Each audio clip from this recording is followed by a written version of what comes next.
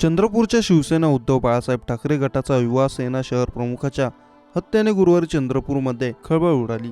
आता या प्रकरणी मोठे अपडेट समोर येत असून उद्धव बाळासाहेब ठाकरे गटाच्या 3 कार्यकर्त्यांना अटक करण्यात आली आहे। युवा सेना शहर प्रमुख शिवा वजरकर याची गुरुवारी रात्री चाकूने वार करून हत्या करण्यात आली होती।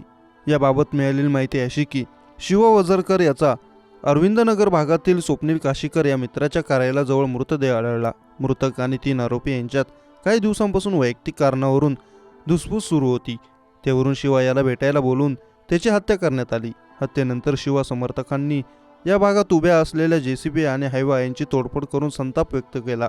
हत्येनंतर पळून जाणाऱ्या स्वप्नील काशीकर, हिमांशू कुमरे आणि चैतन्य आस्कर या उबाटा गटाच्या 3 कार्यकर्त्यांना पोलिसांनी रात्रीच अटक केली। शिवा वजरकरची हत्या झाल्याचं समजताच त्याच्या समर्थकांनी संशयित आरोपीचे जेसीबी आणि वाहनांची मोडतोड केली। पोलीस विभाग प्रजासत्ताक दिनाच्या निमित्ताने हाय अलर्टवर असताना झालेल्या हत्येनंतर शहरातील पोलीस बंदोबस्त वाढवण्यात आला आहे।